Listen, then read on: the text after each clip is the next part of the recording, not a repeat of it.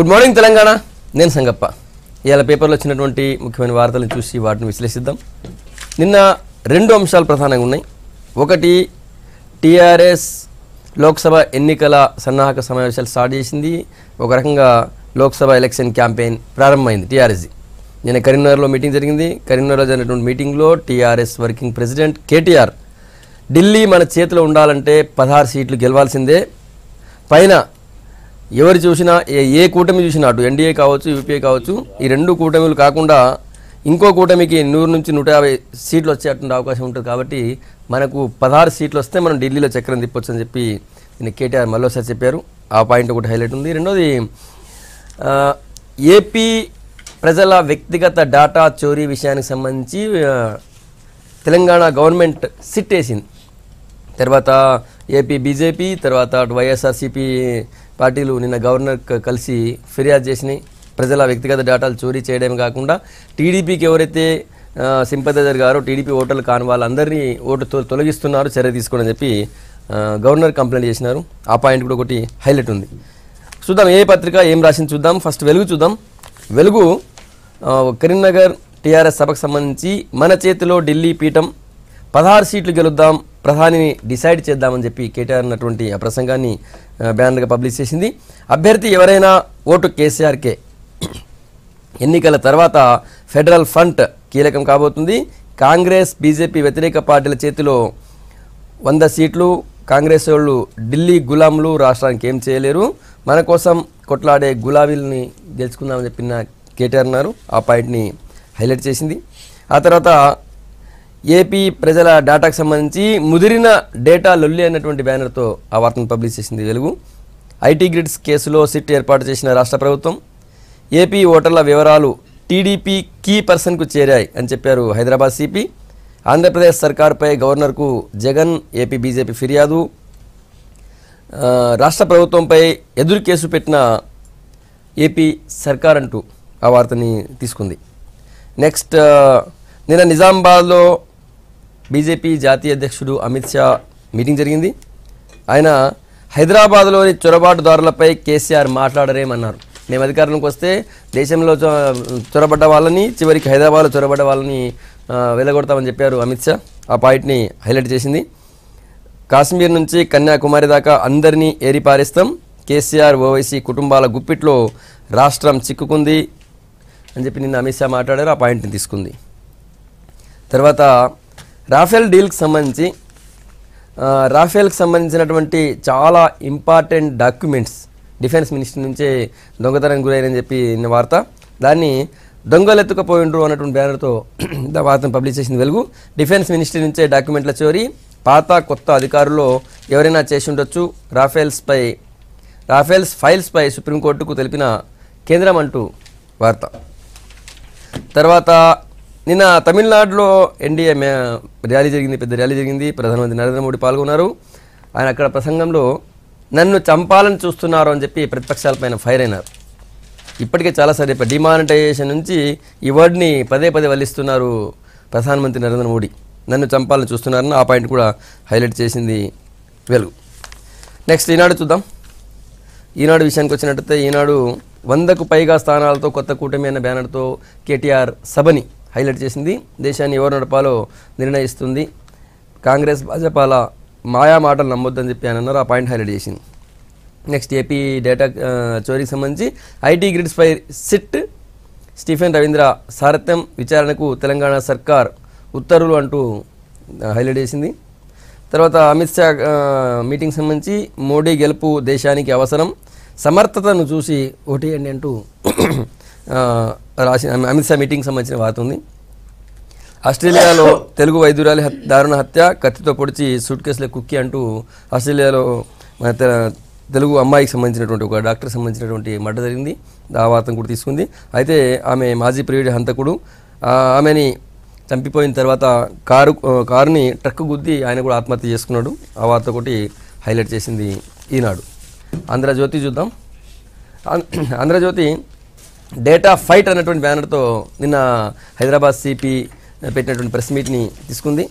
IT grid కేసులో tea సర్కార్ SIT ఏర్పాటు, టీ పోలీసులపై ఏపీ పరువు నష్టం దావా అన్నటువంటి బ్యానర్తో దాన్ని కూడా హైలైట్ చేసింది. టీడీపీ ఫిర్యాదు, గుంటూరులో కేసు నమోదైంది తెలంగాణ పోలీసులపైన. అటు కేటీఆర్ మీటింగ్ సంబంధించి సారు కారు ఢిల్లీలో సర్కారు అని చెప్పి ఆ బ్యానర్తో పబ్లిష్ చేసింది. కేటీఆర్ కూడా నిన్న ప్రసంగంలో అదే పాయింట్ హైలైట్ చెప్పినారు. తర్వాత నల్గొండ జిల్లాలో నిన్న ఒక ఘోర రోడ్డు ప్రమాదం జరిగింది. స్టీరింగ్ ఆటో టైర్ పేలడంతో ఎదురుగా వస్తున్నటువంటి బస్సును ఢీకొట్టింది. దాంతో 8 మంది అక్కడికక్కడ చనిపోయినారు, మరో 8 మందికి గాయాలని ఆ వార్త కూడా ఒకటి ఆంధ్రజ్యోతి పబ్లిష్ చేసింది. నమస్తే తెలంగాణ. నమస్తే తెలంగాణ కేటీఆర్ సభను సారు ప్లస్ కారు ఢిల్లీలో సర్కారు ఉన్న బ్యానర్తో తీసుకుంది. ఆయన 16 మంది ఎంపీలను గెలిపిస్తే ఢిల్లీలో గద్దె ఎవరెక్కాలో మనమే నిర్ణయిస్తామని చెప్పి కేటీఆర్ అన్నారు. ఆ పాయింట్ తీసుకుంది. మిగతా ఆస్ట్రేలియాలో ఎన్ఆర్ఐ డెంటిస్ట్ దారుణ హత్య అంటూ మన తెలుగు అమ్మాయి హత్యకు సంబంధించిన వార్తను కూడా తీసుకుంది. ఇవి ముఖ్యంగా ఉన్నటువంటి వార్తలు. ఇంతకుముందు పత్రికల్లో వచ్చిన ముఖ్యమైన వార్తలను చూసాం, వాటిని విశ్లేషిద్దాం. మనతో చర్చలో కాంగ్రెస్ పార్టీ నుంచి అధికార ప్రతినిధి హర్షవర్ధన్ రెడ్డి గారు, తర్వాత బీజేపీ నుంచి మాధవ్ చౌదరి గారు, టీఆర్ఎస్ నుంచి ఎమ్మెల్సీ భానుప్రసాదరావు గారు మనతో లైవ్లో ఉన్నారు. భానుప్రసాదరావు గారు, ఈ డేటా ఫైట్ చోరీ ముందు కేవలం పోలీసులు ఒకరెవరో కంప్లైంట్ చేస్తే అక్కడ ఆ కంప్లైంట్ ఆధారంగా తెలంగాణ పోలీసులు ఎంక్వైరీ చేశారు. వాళ్ళని అరెస్ట్ చేయడానికి కొంతమంది అరెస్ట్ చేశారు, లేకపోతే కొంతమంది అదుపులో తీసుకున్నారు, ఇంకొంతమందిని మెయిన్ దాని ఎండి అశోక్ కుమార్ని అరెస్ట్ చేయడానికి చూస్తున్నారన్నారు. అది మెల్లగా ఇప్పుడు AP government versus Telangana government లాగా మారినట్టు కనిపిస్తుంది. నిన్న తెలంగాణ గవర్నమెంట్ సిట్ వేసింది ఈ కేసు విచారణకి, ఇది ఇంకా చాలా లోతు పోవాల్సిన అవసరం ఉందని చెప్పి నిన్న హైదరాబాద్ కమిషనర్ కూడా అదే విషయం చెప్పారు. ఇక్కడ ఉన్నటువంటి డాటా, ఏపీ ప్రజల వ్యక్తిగత డాటా టీడీపీలోని ఒక కీ పర్సన్కి పోయింది. ఆ కీ పర్సన్ ఎవరో వెతికే ప్రయత్నం చేస్తున్నామని చెప్పి నిన్న కమిషనర్ చెప్పారు. అయితే అక్కడ ఏపీ క్యాబినెట్ మీటింగ్ జరిగింది మొన్న. దీని మీద స్పెషల్గా చంద్రబాబు నాయుడు స్పందించారు, సీఎం. గుంటూరులో తెలంగాణ గవర్నమెంట్ మీద కేసు పెట్టారు. మా డాటా చోరీ చేసి, మా డాటా అంటే టీడీపీ డాటా చోరీ చేసి వైసీపీకి ఇచ్చారని చెప్పి ఏం జరిగే అవకాశం ఉంటుంది? ఈ రెండు గవర్నమెంట్ మధ్యలో ఫైట్ ఎందుకు మారింది? అంటే నిన్న మీరు అన్నట్టుగా గవర్నమెంట్ మీద ఏం కేసు పెట్టలేదు, కానీ గవర్నమెంట్ మీద కేసు పెట్టలేదు వాళ్ళు, టీడీపీకి సంబంధించిన వాళ్ళు, పోలీసుల మీద. టీడీపీకి కొంతమంది నాయకులు నిన్న గుంటూరులో పెట్టినటువంటి కేసులో కొంతమంది తెలంగాణ పోలీస్ శాఖలో కొంతమంది పోలీస్ అధికారులు దీన్ని మిస్యూజ్ చేసినారు దాని మీద అనేటువంటి ఇదిలో ఆ కోణంలో పోలీస్ అధికారుల మీద కేసు పెట్టారు. అంతేగాని ప్రభుత్వం మీద కేసు పెట్టలేదు. కొంతమంది పోలీస్ అధికారుల మీద కేసు పెట్టారు. అయితే ఒక పోలీస్ అధికారుల పర్యవేక్షణలో జరుగుతున్నటువంటి ఇంటరాగేషన్లో ఏ విధంగా జరగాలి అనేటువంటిది అక్కడ ఆ రాష్ట్రానికి సంబంధించినటువంటి డీజీపీ గారు నిర్ణయించుకునేటువంటి ఇది ఉంటుంది. ఆ డీజీపీ గారు కానీ ఆ నగరానికి సంబంధించినటువంటి కమిషనర్ గారు అల్టిమేట్గా ఆ రాష్ట్ర డీజీపీ గారు నిర్ణయం తీసుకునే ఏ రకమైనటువంటి చర్యలు తీసుకోవాలి, ఏ విధంగా ఇంటరాగేషన్ని కంటిన్యూ చేయాలి, దీంట్లో ఉన్నటువంటి ఇవేంటి అనేటువంటిది వాళ్ళు చూసుకుంటారు. కానీ పక్క రాష్ట్రంలో ఉన్నటువంటి వాళ్ళు ఇక్కడ ఉన్నటువంటి పోలీసులు ఈ విధంగా వ్యవహరించకూడదు, ఆ విధంగా వ్యవహరించకూడదు అని డిక్టేట్ చేసేటువంటి అవకాశం లేదు. అది ఏ కేసైనా కావచ్చు. మీరు గతంలో చూసారు, చిగురుపాటి జయరాం అనేటువంటి వ్యక్తి హత్యకు గురైతే అతను హత్యకు గురైనటువంటి ప్రదేశం హైదరాబాద్. కానీ ఆ రోజు అతని బాడీ అక్కడ దొరికిందని చెప్పి ఆంధ్రప్రదేశ్కు సంబంధించినటువంటి పోలీసులు వచ్చి ఇక్కడ ఉన్నటువంటి వాళ్ళని వ్యక్తుల్ని అరెస్ట్ చేసి తీసుకుని వెళ్ళినారు, ఇంటరాగేషన్ చేసినారు. మొత్తం ఇంటరాగేషన్ అయిపోయిన తర్వాత అప్పుడు అప్పచెప్పారు.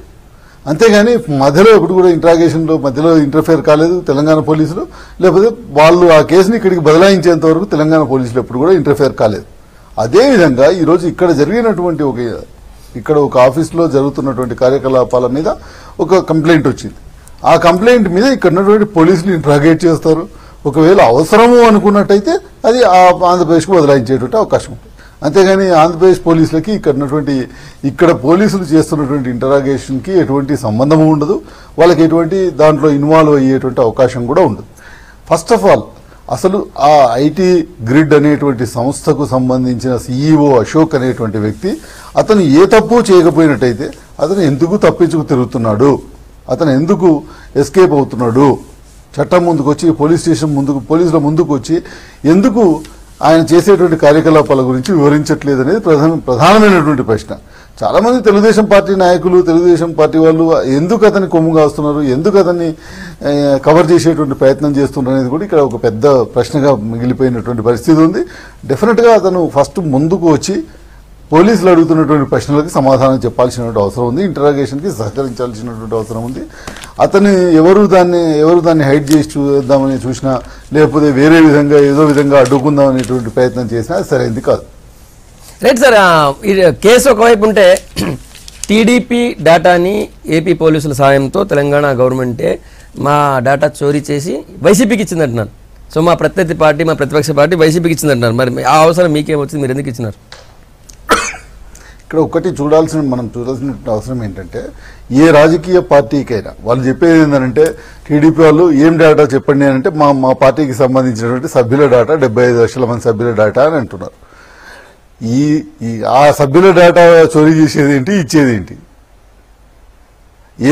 ఏ గ్రామంలోకి పోయినా ఎవరు తెలుగుదేశం పార్టీ, ఎవరు కాంగ్రెస్ పార్టీ, ఎవరు బీజేపీ, ఎవరు టీడీపీ అనేది తెలిసిపోద్ది. ఆ గ్రామంలో ఉన్నటువంటి ఆ పార్టీ కార్యకర్తలు, వైసీపీ పార్టీ కార్యకర్తలు, తెలుగుదేశం పార్టీ కార్యకర్తలు ఎవరో తెలుసు, అక్కడ ఉన్నటువంటి బీజేపీ కార్యకర్తలు ఎవరో తెలుసు, అక్కడ ఉన్నటువంటి కాంగ్రెస్ కార్యకర్తలు ఎవరో తెలుసు. అదేవిధంగా బీజేపీ కార్యకర్తలకు కూడా ఇతర పార్టీల కార్యకర్తలు అందరూ కూడా తెలిసే ఉంటారు. దాన్ని ఏదో డేటా చోరీ చేయటం అనేటువంటిది అంటే వాళ్ళు మాట్లాడేది చాలా ఫన్నీగా, చాలా అంటే ఒక చిన్న పిల్లవాళ్ళు మాట్లాడినట్టుగా ఉంది తప్పితే ఏమాత్రం కూడా అసలు ఒక సీరియస్నెస్ వాళ్ళ దాంట్లో కనబడట్లేదు. రెండోది, అసలు డేటా చోరీ చేసి ఇవ్వటము లేకపోతే ఇది అనేటువంటి మాట్లాడుతున్నారే, డేటా చోరీ చేసి ఇవ్వాల్సినటువంటి అవసరం ఏముంటుంది? అసలు ఆ డేటా ఏంటిదో ఫస్ట్ చెప్పండి కదా, మొదలు ప్రజల ముందు పెట్టండి కదా అని అంటే దాని నుంచి తప్పించుకు తిరుగుతూ ఆ డేటా ఏముంది, ఆ డేటాకి సంబంధించి ఆ డేటా మీకు ఎక్కడి నుంచి వచ్చింది, ఎవరు ఇచ్చారు, దానికి సంబంధించి డీటెయిల్స్ అడుగుతుంటే మా డేటా తీసుకుపోయారు, మా డేటా ఇచ్చారు, జగన్కి ఇచ్చారు, ఇంకోళ్ళకి ఇచ్చారు అని అంటున్నారు. దాన్ని కూడా చెప్పండి. అది కూడా మీరు వచ్చి ఆ ఇంట్రాగేషన్ ఎదుర్కొని, ఇదిగో మీ పోలీసులు ఈ విధంగా వచ్చినారు, మా దగ్గర నుంచి ఈ డేటా తీసుకున్నారు, ఈ డేటా తీసుకుని ఈ డేటా ఏంటిది అనేది అడగండి, కోర్టులో ప్రజెంట్ చేయండి. మీకు ఆ హక్కులు ఉంటాయి కదా. రైట్ సార్, డెఫినెట్ గా. అంతేగాని తప్పించుకు తిరగడం అనేటువంటిది ఏ విధంగా అయితే మీరు ఎప్పుడైతే తప్పించుకు తిరుగుతున్నారో అప్పుడే ప్రజలందరికీ అర్థమైపోతుంది మీరు ఏదో తప్పు చేసారని. ఓకే, ఒక నిమిషం ఉండండి. హరిశవర్ధన్ గారు, ఈ ఇష్యూని మీరు ఎట్లా చూస్తారు? ఇక మొదటి నుంచి కూడా మొన్న ఈ యొక్క బయటపడ్డప్పటి నుంచి కూడా టీఆర్ఎస్ పార్టీ అయితే అత్యుత్సాహం చూస్తూ ఉంది. ముఖ్యంగా కేటీఆర్ గారు అయితే పూర్తిగా వాళ్ళకి ఛాలెంజ్లే ఇస్తూ ఉన్నారు ఆంధ్రప్రదేశ్లో ఉన్నటువంటి పార్టీలకు. ఒకటి ఏది ఏమైనా కూడా ఒక సైబర్ క్రైమ్గా ఇలాంటివి అయితే రాకూడదు, వచ్చినమ్మనే దాని యొక్క నియంత్రణ కూడా జరగాలి. ఇంతకుముందు భానుప్రసాద్ గారు చెప్పినట్టు ఆ సీఈఓ గారు మరి ముందుకు రావాల్సినటువంటి అవసరం ఉంది. ఎందుకంటే వాళ్ళ సంస్థపైనే ఇలా 2 రాష్ట్రాల్లో అత్యంత కీలకంగా చర్చ జరుగుతున్న సందర్భంలో ఒక ఐటీ గిట్ సంస్థ కాబట్టి ఇప్పుడు సీఈఓ కానీ వాళ్ళ కంపెనీ వాళ్ళు కానీ ఎవరికి మాట్లాడట్లేదు, డైరెక్ట్ గా ఏపీ మంత్రులు మాట్లాడుతున్నారు, ఏపీ సీఎం చంద్రబాబు నాయుడు మాట్లాడుతున్నారు, అక్కడ జగన్ గారు నుంచి పోలీసులు, మీరు అన్నట్టు కేటీఆర్ మాట్లాడుతున్నారు. ఇటువైపు నుంచి పోలీసులు కేటీఆర్, అటువైపు నుంచి జగన్ గారును, తర్వాత జగన్ బీజేపీ, నిన్న ఏపీ కేబినెట్ మాట్లాడుతుంది. ఏపీ కేబినెట్ మీటింగ్ అంటే నథింగ్ బట్ పార్టీయే కదా. ఇప్పుడు ఎలక్షన్ టైం వచ్చింది, పార్టీలో ఉన్నటువంటి కేబినెట్ లో ఉన్నటువంటి మంత్రులందరూ కూడా ముందుగా పార్టీకి సంబంధించినటువంటి డేటా దొంగిలించబడి వైఎస్ఆర్సీపీకి ఒప్పందించడం అని చెప్పేసి చంద్రబాబు నాయుడు పార్టీ అంటుంది. సేమ్ జగన్ గారు కూడా అదే చెప్తున్నారు, మా డేటాను మాకు సానుభూతి పరులో ఉన్న ఓటర్లందరినీ కూడా తొలగించడానికి చంద్రబాబు నాయుడు ప్రభుత్వం ప్రయత్నం చేస్తూ ఉంది. ఏదైనా కూడా ఇప్పుడు సీఓ గారు చెప్పాల్సిందే, ఎందుకంటే ఒక బాధ్యత కలిగినటువంటి గ్రిడ్ సంస్థ బయటికి వచ్చి అసలు ఆ డేటా ఏంది, ఆ డేటాలో ఎందుకు తొలగించాల్సి వచ్చింది, లేకపోతే ఆ డేటాను ఎందుకు లీక్ చేస్తున్నామని చెప్పాల్సింది వారే. చౌదరి గారు, మాధవ్ గారు. సంగప్ప గారు, అంటే ఇవాళ అసలు యాక్చువల్గా ఈ కేసు ఏంటి అనేది మనం ఆలోచిస్తే ఇండివిజువల్ పర్సనల్ ఇన్ఫర్మేషన్ అనేది ఒక చోట ఉంది అనేది అది యాక్చువల్గా అలిగేషన్. అంటే ఏదైతే ఉండకూడని information, full information voter list అందరి దగ్గర ఉంటుంది. వాళ్ళ ఎలక్షన్ కమిషనే ఓటర్ లిస్ట్ అందరికీ ఇస్తుంది. సో ఓటర్ లిస్ట్ అందరి దగ్గర ఉండటం కామన్. కానీ ఇదేంటంటే ఓటర్ లిస్ట్ని, ఆధార్ కార్డ్ని, బెనిఫిషియరీ అన్ని అనుసంధానం చేసి ఒక full information including colour photograph ఉండకూడదు. బ్యాంక్ అకౌంట్ డీటెయిల్స్ కాడ నుంచి ప్రతిదీ ఉంది వాళ్ళ దగ్గర అనేది ఒక అభియోగం ఉంది. అయితే ఎప్పుడైతే ఫస్ట్ ఆ కంపెనీ మీద రైడ్ చేయడం జరిగిందో ఇమీడియట్గా ఫస్ట్ రెస్పాండ్ అయింది ఎవరు అని అంటే ఏపీ ముఖ్యమంత్రి గారు రెస్పాండ్ అయ్యారు. ఇవాళ ఒక కంపెనీ మీద రైడ్ జరిగితే ఫస్ట్ ఎవరు రెస్పాండ్ అవ్వాలి? ఆ కంపెనీ వాళ్ళు రెస్పాండ్ అవ్వాలి. కానీ ఒక ముఖ్యమంత్రి గారు రెస్పాండ్ అవడంతో ప్లస్ ఆయన అన్న పదాలు ఏంటి అంటే మా కంపెనీ మీద మీరు రేట్ చేస్తారా? ఇవాళ కంపెనీ ఎక్కడుంది? హైదరాబాద్లో ఉంది. ఎవరైతే కేసు వేసారో అతను ఎక్కడున్నాడు? హైదరాబాద్ లోనే కంప్లైంట్ చేస్తారు. సో ఆబ్వియస్లీ హైదరాబాద్ పోలీస్, మా కంపెనీ అంటే ఏపీకి సంబంధించిన వాళ్ళ కంపెనీ ఇక్కడ ఉంది కాబట్టి మా ఏపీ అంటే ఆంధ్రప్రదేశ్ వాళ్ళ కంపెనీ కంపెనీ అంటే ఏపీలో పెట్టుకోండి. వాళ్ళ హెడ్ క్వార్టర్స్ అన్ని ఇక్కడ ఎందుకు పెట్టుకున్నారు? ఇవాళ చంద్రబాబు నాయుడు గారు కానివ్వండి, ఇవాళ వైఎస్ఆర్సీపీ కానివ్వండి, టీడీపీ కానివ్వండి, వాళ్ళందరూ హెడ్ క్వార్టర్స్ ఇక్కడే పెట్టుకున్నారు, ఏపీలోనే పెట్టుకోండి. ఇవాళ ఇక్కడ ఉన్నప్పుడు, ఈ జ్యూరిడిస్ట్రిక్షన్ లో ఉన్నప్పుడు డెఫినెట్ గా ఇక్కడ ఏదైనా కంప్లైంట్ వస్తే ఇక్కడ తెలంగాణ రాష్ట్ర పోలీసే విల్ డెఫినెట్లీ హ్యాండిల్ ఇట్. అంతేగాని ఇవాళ సంగప్ప గారు ఇప్పుడు నేను కర్ణాటక నుంచి వచ్చి ఇక్కడ ఉన్నాను అంటే నేను అక్కడ నుంచి వచ్చాను కాబట్టి కర్ణాటక పోలీసులు వచ్చి నన్ను ఇన్వెస్టిగేట్ చేయాలని నేను అంటానా? లేకపోతే ఇంకొకరు బీహార్ నుంచి వచ్చారంటే బీహార్ నుంచి పోలీసులు వచ్చి ఇన్వెస్టిగేట్ చేయాలని మనం అంటాం? అంటే ఫూలిష్నెస్ అండి. అంటే 40 years ఎక్స్పీరియన్స్ ఉన్న నాయకుడు మాట్లాడాల్సిన మాటలు కాదు ఇది. Point number 1. రెండోది, ఇవాళ అసలు ముందు అందరికన్నా ముందు కంగారు పడాల్సింది ఎవరు అని అంటే డెఫినెట్ గా చంద్రబాబు నాయుడు గారు. ఏంటి, గవర్నమెంట్ దగ్గర ఉండాల్సిన డేటా ఒక ప్రైవేట్ సంస్థ దగ్గర ఎలా ఉంది ఏంటి, నా రాష్ట్ర ప్రజల ఒక ప్రైవసీని కాపాడాల్సిన బాధ్యత నాది ఉంది. నా దగ్గర ఉండాల్సిన ఇన్ఫర్మేషన్ బయటకు ఎట్లా వెళ్ళింది, గవర్నమెంట్ దగ్గర ఉండాల్సిన ఎట్లా బయటకు వెళ్ళింది అనే ఒక దీంతో ఫస్ట్ ఆయనే ముందుకు వచ్చి ఒక ఎంక్వైరీ చేయాల్సిన అవసరం ఉంది. కానీ ఎంక్వైరీలు ఎందుకు చేస్తున్నారు, మీరు నాకు ఇచ్చేయాలి, మీరెందుకు చేస్తున్నారు అనేది అంటమే ఒక పెద్ద క్వశ్చన్ మార్క్. ఇవాళ అక్కడ టీడీపీ ఓట్లు పోయినాయా, వైఎస్ఆర్సీపీ ఓట్లు పోయినాయా అనే విషయం కాదు. ఇర్రెస్పెక్ట్ ఆఫ్ ఎనీ పార్టీ, ఒక ఇండివిజువల్ ఓట్లు పోయినా లేదా ఒక ఇండివిజువల్ది ఒక పర్సనల్ డీటెయిల్స్ ఉన్నా అది మంచిది కాదు. సో దీని ఒక ముఖ్యమంత్రిగా, ఒక పార్టీ అధ్యక్షుడిగా, ఒక నేషనల్ పార్టీ అధ్యక్షుడు, నువ్వు చెప్పుకుంటావు కదా జాతీయ పార్టీ అని, ఒక జాతీయ పార్టీ అధ్యక్షుడిగా నీ ప్రథమ కర్తవ్యం ఏంటి? ముందు అక్కడ ఉన్న ప్రజలు వాళ్ళ ఓటు హక్కు ఉండేటట్టు చూసుకోవాలి. ఎవరిదైతే అక్రమంగా తొలగించబడ్డాయని మీరు అంటున్నారు, అది టీడీపీ వాళ్ళ ఓట్లు అయినా సరే, వైఎస్ఆర్సీపీ అయినా సరే, బీజేపీ అయినా సరే, ఎవరి ఓట్లు అయినా సరే, ముందు సామాన్యుడు ఒక ప్రజల ఓటు అక్కడ తొలగించబడ్డాయి అని మీకు వచ్చినప్పుడు, అంటే ఇది ఇప్పుడు కాదు సంగప్ప గారు, 2 months బ్యాక్ వీళ్ళు టీడీపీ వాళ్ళు ఏదైతే ఈ సేవామిత్ర యాప్ అని మాట్లాడుతున్నారో వీళ్ళ కార్యకర్తలు, వీళ్ళు ఒక 70,000 మందిని ఎంప్లాయ్ చేసుకున్నారు. వీళ్ళ కార్యకర్తలు వెళ్ళి ప్రతి ఇంటింటికి హౌస్ హోల్డ్కి వెళ్ళి అన్ని డీటెయిల్స్ సేకరిస్తున్నారు. అప్పుడే ఒక హౌస్ హోల్డ్కి వెళ్ళి వాళ్ళు వైఎస్ఆర్సీపీ వాళ్ళు అనేది తెలిసినాక ఇమీడియట్ గా తర్వాత వాళ్ళు ఓట్లు పోయినాయి అని చెప్పి వాళ్ళు ఇతన్ని పట్టుకుని నువ్వు ఏం చేస్తున్నావు ఏంటి అనేది ఆ రోజే యాప్ అన్ని లాక్కోవటం జరిగింది, వాళ్ళ దగ్గర ఉన్న ట్యాబ్ అన్ని లాక్కోవటం జరిగింది. కానీ ఆ రోజు ఎవరు స్పందించలే ఆ రోజు. సో స్పందించకపోవడంతో ఇవాళ అది ముద్రి వాళ్ళు ఏంటంటే అది ఓకే, అక్కడ లోకల్ అక్కడ ఇష్యూ ఓకే. ఇక్కడ ఏపీ వర్సెస్ తెలంగాణ ఎట్లా జరిగింది అనేది ఇప్పుడు వాళ్ళు ఇక్కడ కేసు పెడుతున్నారు, తెలంగాణ పోలీసుల మీద కేసు పెడుతున్నారు. నేను అనేది ఒకటి, వాళ్ళు పొలిటికల్ గా వాళ్ళు దాన్ని పొలిటిసైజ్ చేద్దాం అనుకుంటున్నారో లేకపోతే దీన్ని ఇక్కడ టీఆర్ఎస్ దాన్ని యూజ్ చేసుకుందాం అనుకుంటున్నాం, అది ప్రజలు గమనిస్తారు ఎవరు పొలిటిసైజ్ చేస్తున్నారేంట. నేను అనేది ఏంటంటే వాస్తవంగా మన తెలంగాణ ప్రజలకు సంబంధించిన ఇష్యూ కాదు ఇది, తెలంగాణ ప్రజలకు సంబంధించింది కాదు, తెలంగాణ ప్రజలకి సంబంధించిన విషయమా కాదా అనేది అది కూడా సెకండరీ అండి. కానీ ఒక సిటిజన్ గా మన పర్సనల్ ఇన్ఫర్మేషన్ అనేది ఒక కంపెనీలో ఉండటం అనేది కరెక్ట్ కాదు. అది ఎవరైనా సరే, సంగప్ప గారు మీ ఫోన్ నెంబర్ కార్డ్ నుంచి, మీ కలర్ ఫోటో కార్డ్ నుంచి, మీ బ్యాంక్ అకౌంట్ డీటెయిల్స్ కార్డ్ నుంచి అన్ని ఉన్నాయి అనుకోండి, అది సేఫ్ అని మీరు అనుకుంటున్నారా? సరే కాసేపు మీరు ఒక పక్కన పెట్టినా సరే, కొంతమంది మహిళల ఫోన్ నెంబర్లు ఉంటే మీకు తెలుసు ఎంత మిస్యూజ్ అవ్వచ్చు, ఫోన్ నెంబర్లు ఉంటే ఎన్ని వేధింపులు రావచ్చు అనే సంగతి కూడా మీకు తెలుసు. ఇవాళ తెలిసి తెలియక కొంతమంది దగ్గరికి వెళ్ళి మీరు ఒక సర్వే చేసినప్పుడు నాకేదో బెనిఫిషరీ అవుతుందని చెప్పి ఫోన్ నెంబర్లు ఇవ్వచ్చు, కానీ దాన్ని మిస్యూజ్ చేసుకుని ఒక డేటా మొత్తం తీసుకెళ్లి మీరు అంతా దాన్ని సింక్ చేసేసి ఆధార్ కార్డ్ తో సింక్ చేసి అన్ని సింక్ చేసి ఒక చోట ఉండటం అనేది కరెక్ట్ కాదు. సో ముందు అసలు ఏపీ ప్రభుత్వమే అసలు మా డేటా బయటకి ఎట్లా వెళ్ళింది, అసలు ప్రజలకి ఒక ఇబ్బంది కదా ఇలా వెళ్ళి అనేది ఫస్ట్ వాళ్ళే ఎంక్వైరీకి వేయాల్సిన అవసరం ఉంది. కానీ అలా కాకుండా వాళ్ళు దీన్ని వ్యతిరేకించి చంద్రబాబు నాయుడు గారు ఇచ్చిన కమెంట్సే కరెక్ట్ కాదు అని నేను అంటున్నాను. Right madam. అటు ఆంధ్రప్రదేశ్ ఇటు తెలంగాణలో హాట్ టాపిక్ గా మారినటువంటి ఏపీ ప్రజల వ్యక్తిగత డాటా చోరీకి సంబంధించిన అంశం మీద మాట్లాడుతున్నాం. మనతో టీడీపీ నాయకుడు దుర్గాప్రసాద్ గారు ఫోన్ లైన్లో ఉన్నారు. దుర్గాప్రసాద్ గారు ఇప్పటిదాకా జరిగిన చర్చలు, ఒకవేళ ఏపీ ప్రజల వ్యక్తిగత డేటాను చోరీ చేయడం ఒకటి తప్పు, రెండోది హైదరాబాద్లో వాళ్ళ ఆఫీస్ పెట్టుకుని వాళ్ళు కార్యకలాపాలను నిర్వహిస్తారు కాబట్టి హైదరాబాద్లో తెలంగాణలో కేసు అవుతుంది కానీ ఆంధ్రలో ఎట్లా అవుతుంది అనేది ఒకటి, రెండోది అక్కడ ఉన్నటువంటి టీడీపీ నాయకులు ఇక్కడ పోలీసులపైన కేసు పెట్టడం విషయం మీద చర్చ జరుగుతుంది. చెప్పండి, మీరు చెప్తారు వ్యక్తిగత డేటా చోరీ చేయడమే కాకుండా మళ్ళీ ఉల్టా మాట్లాడతారని ఇక్కడ ప్రతిపక్ష నాయకులు అంటున్నారు. గుడ్ మార్నింగ్ సంగప్ప గారు. సార్ అది కాదండి, డేటా కాదు చోరీ జరిగింది. తెలుగుదేశం పార్టీకి సంబంధించినటువంటి సేవామిత్రది డేటాని, ఆ డేటా ఏదైతే ప్రజలకు సంబంధించిన మా కార్యకర్తలకు సంబంధించినటువంటి డేటాను చోరా చేసి చోరీ చేసి వైసీపీకి అందించారు వీళ్ళు. దానికి నిదర్శనం ఏంటంటే అనేక ఫోన్ కాల్స్ కావాలంటే ఇప్పుడు నా ఫోన్ లో కూడా వాట్సాప్ లో ఉన్నాయి. జగన్ గారి ఆఫీస్ నుంచి మా కార్యకర్తలకి మండల స్థాయి లీడర్లకి ఏ రకంగా ఫోన్లు వచ్చినాయని వందలాది ఫోన్లు ఐ విల్ షో ఇట్. ఇది ఎక్కడి నుంచి వచ్చింది? 24వ తారీఖు తర్వాత, ఫిబ్రవరి తర్వాత వచ్చింది. మొత్తం 26 నుంచి మొత్తం ఈ ఫోన్ కాల్స్ ఉన్నాయి. రెండోది 24వ తారీఖు నాడు డేటా ఇట్లా అయిందని చెప్పి ఎవరో కేసు పెడితే తెలంగాణ పోలీస్ పై ఆ డేటా మొత్తాన్ని తీసుకొని వాళ్ళకి అందించారు. కేసు మట్టికి 2వ తారీఖు కట్టారు. 24వ తారీఖు నాడు వాటి హార్డ్ డిస్కులు అవన్నీ కూడా తీసుకుపోయారు. అది సేవామిత్రకు సంబంధించి.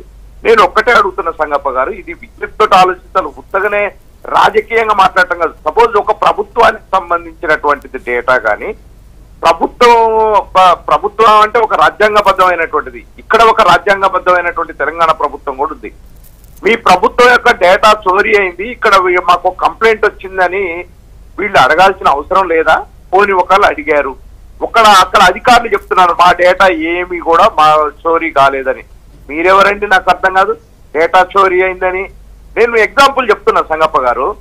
నా సెల్ ఫోన్ పోయిందని చెప్పి నా తరఫున ఎవరో తెలంగాణలో ఒక పిటిషన్ ఇచ్చారు. నేనే మళ్ళా నా సెల్ ఫోన్ పోలేదు బాబు అన్నా అంటే కేసు ఉంటుందా అండి?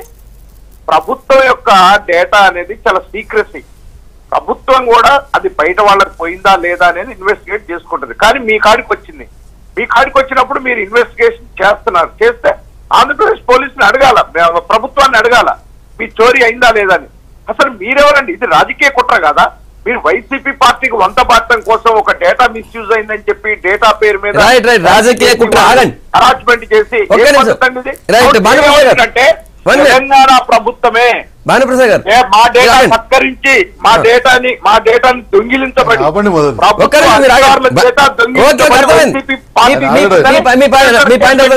రాజకీయ కుట్ర జరిగింది, వైసీపీ కోసం రాజకీయ కుట్ర చేసింది అంటున్నారు. భానుప్రసాద్ గారు మీరు చెప్పండి. ఇప్పుడు ఎవరి కోసం రాజకీయ కుట్ర చేయాల్సినటువంటి అవసరం మాకు లేదు.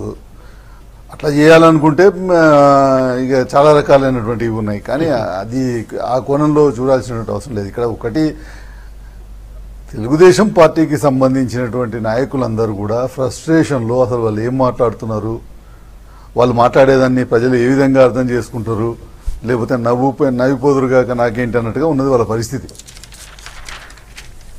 ఈరోజు అసలు ఒక వ్యక్తి ఇక్కడ పనిచేసేటువంటి ఒక సంస్థ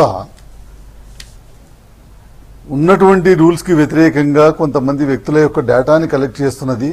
ఆ డేటా ద్వారా కొన్ని వాళ్ళు ఏ రకమైనటువంటి కార్యకలాపాలు చేస్తారో తెలియదు అని ఒక వ్యక్తి కంప్లైంట్ ఇచ్చినప్పుడు డెఫినెట్గా దాన్ని ఇంట్రాగేట్ చేయాల్సినటువంటి, అది ఏ రాష్ట్రమైనా కానివ్వండి, భారతదేశానికి సంబంధించినటువంటి ఏ రాష్ట్రమైనా కావచ్చు, లేకపోతే ఆ వ్యక్తుల డేటాని ఏ విధంగా ఇక్కడికి వచ్చింది అనేటువంటి చెప్పాల్సినటువంటి బాధ్యత ఆ కంపెనీ సీఈఓది.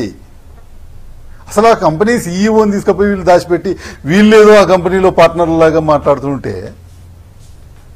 వీళ్ళేదో ఆ కంపెనీకి సంబంధించినటువంటి రిప్రజెంటేటివ్ లాగా వీళ్ళందరికీ ఏదో స్పోక్స్ పర్సన్స్గా, చంద్రబాబు నాయుడు ఒక స్పోక్స్ పర్సన్, లోకేష్ ఒక స్పోక్స్ పర్సన్, ఆ మిగిలినటువంటి మంత్రులందరూ కూడా వీళ్ళందరినీ కూడా ఆ సంస్థ ఏదో ఎంప్లాయ్ చేసుకున్నట్టుగా వీళ్ళు వచ్చి మాట్లాడటం ఏంటి నాకు అర్థం కాదు. అసలు సంస్థకు సంబంధించినటువంటి పర్సన్ ఎక్కడ పోయినారు, వాళ్ళు వచ్చి ఏం చేస్తున్నది ఆ సంస్థ. ఇప్పుడు మాకు తెలుగుదేశం ఈ పార్టీ అనేటువంటిది మాకు ఈ జాబ్ ఇచ్చింది, ఆ జాబ్ని మేము ఈ విధంగా చేస్తున్నాం, దాన్ని మాకు డేటా కలెక్ట్ చేయమని ఇచ్చింది, మాకు డేటాని ఈ విధంగా యూజ్ చేస్తున్నాం అని చెప్పాల్సిన అవసరం ఉంది. ఏదో వైసీపీ ఆఫీస్ నుంచి ఎవరికో ఫోన్ పోయిందట, వైసీపీ ఆఫీస్ నుంచి రోజు వేల ఫోన్లు చేస్తుంటారు, టీడీపీ ఆఫీస్ నుంచి వేల ఫోన్లు చేస్తుంటారు, అనేక రాజకీయ పార్టీల ఆఫీస్ నుంచి ఫోన్లు పోతుంటాయి. దానికి దీనికి మోకాలికి బోడిగుండికి ముడిపెట్టి మాట్లాడటం, లేకపోతే అసలు పోలీస్ ఒక రాష్ట్రంలో ఉన్నటువంటి పోలీస్ చేసే ఇంకో దిగజారిందంటేనే వినాశకాలే విపరీత బుద్ధి అని వీళ్ళకి ఏం చేస్తున్నారు పరిస్థితి దిగజారిపోయిన వాళ్ళు 2వ తారీఖు నాడు ఎందుకు కేసు పెట్టారు, దీనికి స్ట్రైట్ గా ఆన్సర్ చెప్పాలా. ఎందుకంటే ఆయన వాళ్ళ అధికార ప్రతినిధే కదా, ఆయన ఆన్సర్ చెప్పాలి. టీఆర్ఎస్ పార్టీ పోలీసు 24 సెర్చ్ చేసి మొత్తం హార్డ్ డిస్కులన్నీ తీసుకొని పోయి 2వ తారీఖు నాడు ఎందుకు కేసు పెట్టారో చెప్పాలా. రెండోది 24వ తారీఖు తర్వాత ఈ మా సమాచారం అంతా కూడా జగన్ ఆఫీస్ నుంచి మాకు ఎందుకు ఫోన్లు వచ్చినాయో చెప్పాలా. జగన్ ఆఫీస్ నుంచి ఫోన్లు వచ్చాయని అదే ఇంతకు చెప్పారు కదా జగన్ ఆఫీస్ గురించి. బాలు గారు, సంగప్ప గారు జగన్ ఆఫీస్ నుంచి వందల ఫోన్లు, వేల ఫోన్లు, లక్షల ఫోన్లు పోతుంటాయి రోజు. 24 తర్వాత 24 వచ్చినాయి కాదు, అంత ముందు నుంచి కూడా వాళ్ళు అనేక ఫోన్లు చేస్తూనే ఉన్నారు, రోజు చేస్తూనే ఉన్నారు. ఈ లేదో ఒక పిచ్చి ఫోన్ పట్టుకొచ్చి జగన్ మాట్లాడిండా, ఎవరో పిచ్చి ఫోన్ పట్టుకొచ్చి ఎవరితోనో మాట్లాడింది, వాళ్ళ ఆఫీస్ నుంచి ఎవరికో కాల్ చేసింది మాట్లాడిన ఒకటి పిచ్చి ఫోన్ తీసుకొచ్చి చూపెడుతున్నారు జనాలకి. దానికి ఏం అర్థం పర్థం లేకుండా మాట్లాడుతున్నటువంటి పరిస్థితి ఉన్నది. 2వ తారీఖు నాడు చేస్తే 24 ఎందుకు వచ్చింది, 24 నాడు చేస్తే 2వ తారీఖు ఎందుకు వచ్చింది, ఎప్పుడు పోలీసులు ఎప్పుడు చేయాలి, ఏ ఇంట్రాగేషన్ ఎప్పుడు చేయాలి, దానికి సంబంధించినటువంటి ఎవిడెన్స్ ఎప్పుడు దొరుకుతుంది అనేది పోలీసులు ఇష్టం. మీరెవరండి ఈ డేట్ నాడు చేయండి రాసి చదువుతారు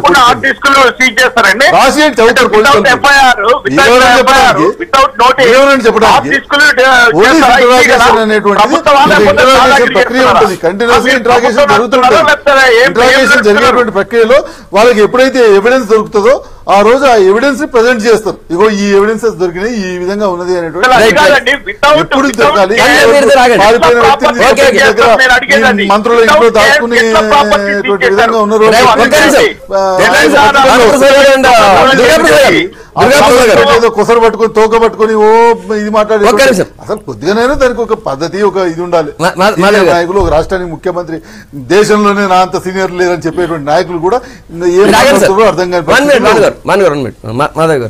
ఇప్పుడు పోలీసులు రేడ్ చేసినప్పుడు ఆబ్వియస్లీ దొరికిందల్లా సీజ్ చేస్తారండి. ఇమీడియట్ గా ఎఫ్ఐఆర్ పెట్టాలనేది లేదు. ఆబ్వియస్లీ ఎన్నో కేసులు వాళ్ళు బెటర్ చూపించరు, దొంగను పట్టుకోపోయినా కూడా వెంటనే బెటర్. అది ఇవాళ ఫస్ట్ టైం కాదు, అది అక్కడ ఏపీలో కూడా ఎన్నో సార్లు అట్ట చేశారు. ఇవాళ ఒట్టి నోటీసులు ఇవ్వాల్సిన చోట కొంతమందిని తీసుకొచ్చి ఎస్పీ బంగ్లాలో కూర్చోబెట్టి కొట్టిన విధాంతాలు నిన్నే మనం చూసాం ఫేస్బుక్ లో. అది ఏం చేశారు ఏంటి అనేది. అంటే ఇవాళ పోలీస్ వ్యవస్థ గురించి అదంతా కాసేపు పక్కన పెడితే నాది ఒకే ఒక క్వశ్చన్ ఏంటి అని అంటే, ఇవాళ ఒక కంపెనీ మీద రైడ్ జరిగితే ఆ కంపెనీలో ఏ డేటానే ఉన్నవండి, ఏమన్నా అయ్యిందే అనుకోండి, చోరీ అయిందనే పోనీ వీళ్ళు చెప్పినట్టు ఆ డేటాని ఎవరో తీసేసుకున్నారు, వీళ్ళు ఇంకొకరికి ఇచ్చారో, దట్ ఈస్ సెకండరీ. నా కంపెనీ మీద ఎవరైనా రేడ్ చేస్తే నేను ఒక కంపెనీ రిప్రజెంటేటివ్గా నేను వచ్చి దాని గురించి మాట్లాడాలి. Why a government is coming and talking in favour of that company? ఒక గవర్నమెంట్ ఎందుకు వచ్చి ఆ కంపెనీని డిఫెండ్ చేయాల్సిన అవసరం ఉంది?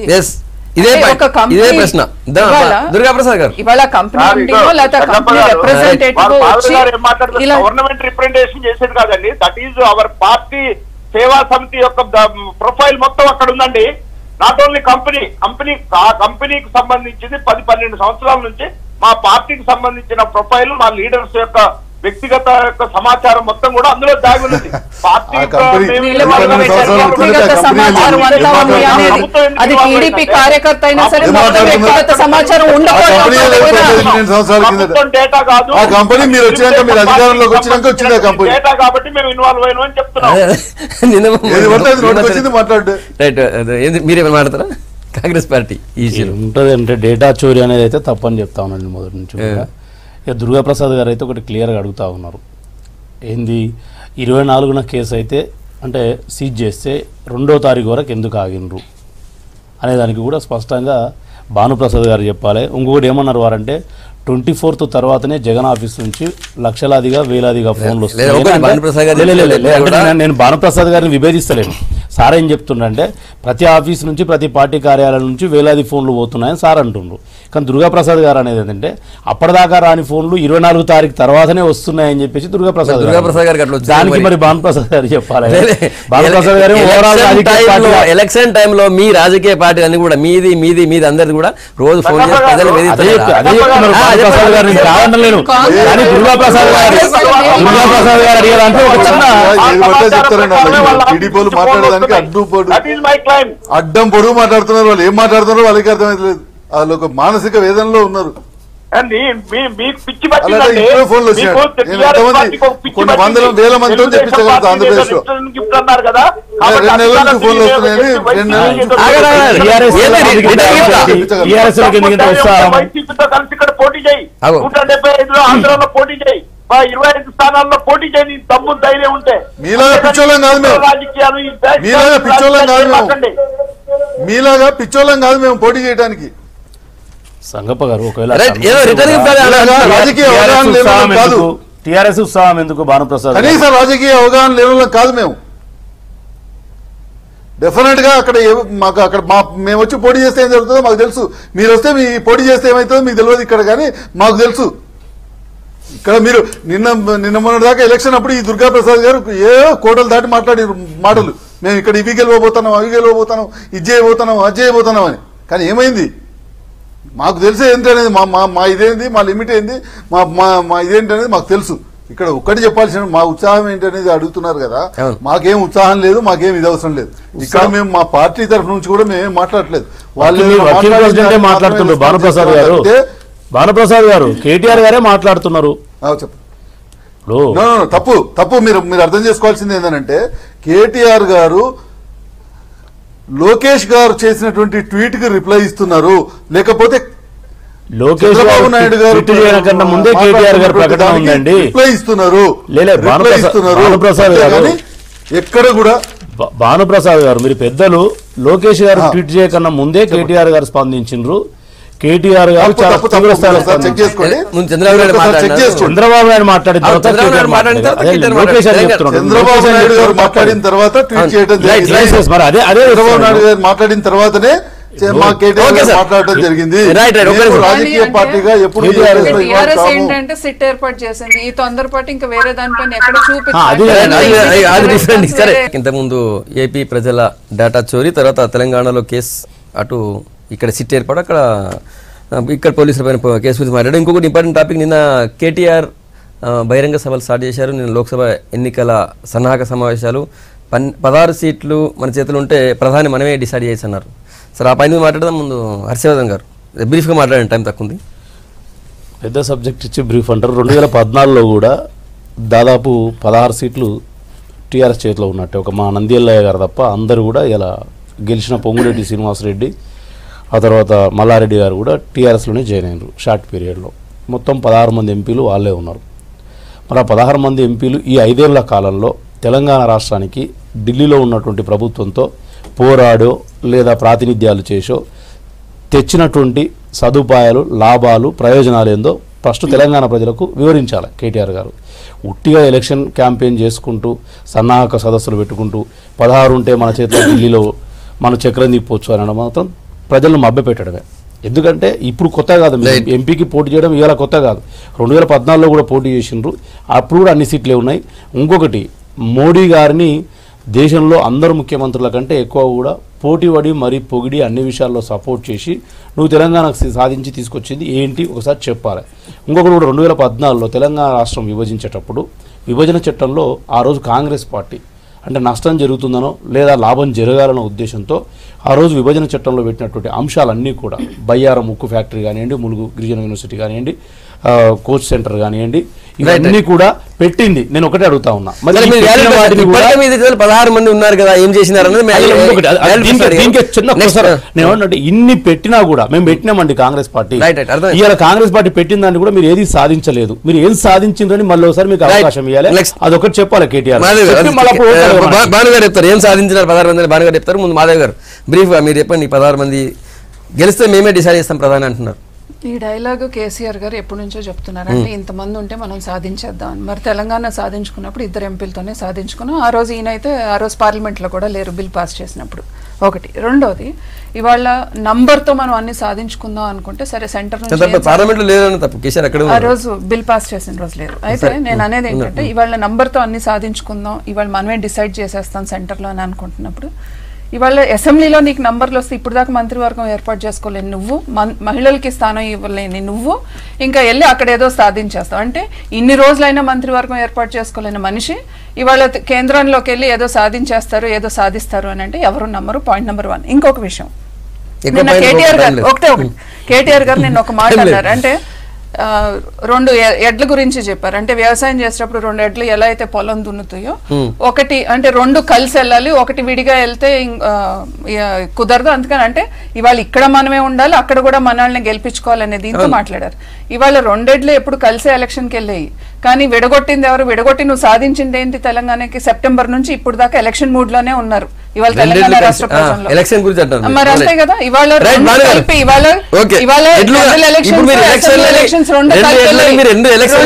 వాళ్ళు 2 ఎడ్లని 2 చోట్ల అధికారం గురించి మాట్లాడుతున్నారు. కరెక్టేనండి. ఇవాళ తెలంగాణలో మీకు అధికారం 90 నంబర్స్ వచ్చింది. మీరు ఏం చేశారు? పెన్షన్స్ డబుల్ చేసి ఇచ్చేస్తాం జనవరి నుంచి అన్నారు. ఇప్పుడేమంటున్నారు మళ్ళీ మార్చ్ ఏప్రిల్ ఇప్పుడు అంటున్నారు. అంటే నేను అనేది ఫస్ట్ స్టార్ట్ అయింది మరి సంగప్ప గారు ముందస్తు ఎలక్షన్కి వెళ్ళి తెలంగాణకి మీరు చేసిన ఒకటి చెప్పండి. ఈ 5 ఏళ్ల తెలంగాణకు తెచ్చింది చెప్తా అలాగైతే చెప్తాను. ఒకటి 16 మంది ఎంపీలు ఉండి మీరు ఏం చేశారు అనేటువంటిది మాట్లాడుతున్నటువంటిది. అసలు తెలంగాణలో గత 60 సంవత్సరాలుగా సాధించలేనటువంటి హైవేలు, నేషనల్ హైవేస్ ని ఈ 5 ఏళ్ల కాలంలో సాధించాం. తెలంగాణ రాష్ట్రంలో అంతకుముందు ఎన్ని హైవేస్ ఉన్నాయి, ఇప్పుడు ఎన్ని హైవేస్ ఉన్నాయి చూసుకున్నట్టయితే తెలిసిపోతుంది. అంతకుముందు తెలంగాణ ప్రాంతంలో ఉన్నటువంటి ప్రాజెక్టులకు సంబంధించి ఎన్ని క్లియరెన్సెస్ వచ్చినాయి, ఈ 5 సంవత్సరాల్లో ఎన్ని క్లియరెన్సెస్ వచ్చినాయి, ఎన్ని ప్రాజెక్టులకి ఎన్విరాన్మెంట్ క్లియరెన్సెస్ కావచ్చు, ఇతర ఇరిగేషన్ సంబంధించిన క్లియరెన్సెస్ కావచ్చు, ఇతర క్లియరెన్సెస్ కావచ్చు, ఈ 5 సంవత్సరాల్లో ఎన్ని క్లియరెన్సెస్ వచ్చినాయి. గతంలో ఎన్ని రైల్వే ప్రాజెక్ట్స్ కి సంబంధించినటువంటి ఎప్పుడు వేస్తే ఎక్కడ ఉన్నది చూసిండ్రు. ఈ 5 సంవత్సరాల్లో ఆ రైల్వే ప్రాజెక్టుని ఎంత వేగంగా పూర్తి చేసుకున్నాం అనేటువంటిది కనబడుతుంది. ఎన్ని వేల కిలోమీటర్లు అనేక అంశాలు కేంద్ర ప్రభుత్వంలో మేము అందులో భాగస్వాములం కాకపోయినా కూడా అనేక అంశాలని కేంద్ర ప్రభుత్వాన్ని ఒప్పించి కేంద్ర ప్రభుత్వం మీద ఒత్తిడి తీసుకొచ్చి ఈరోజు మేము సాధించుకోగలిగాం. అదేవిధంగా ఇప్పుడు దేశవ్యాప్తంగా ఒక రాజకీయ పరిస్థితి ఉంది.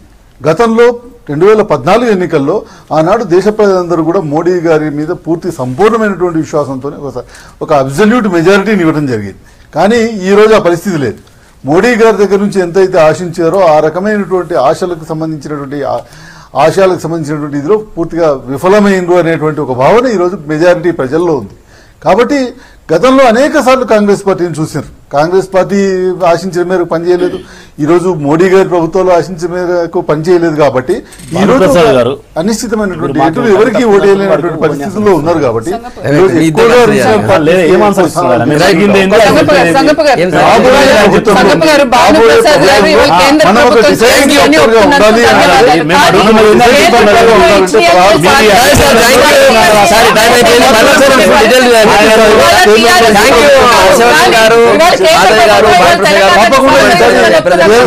Good morning Telangana. రేపు కలుద్దాం. Stay tune.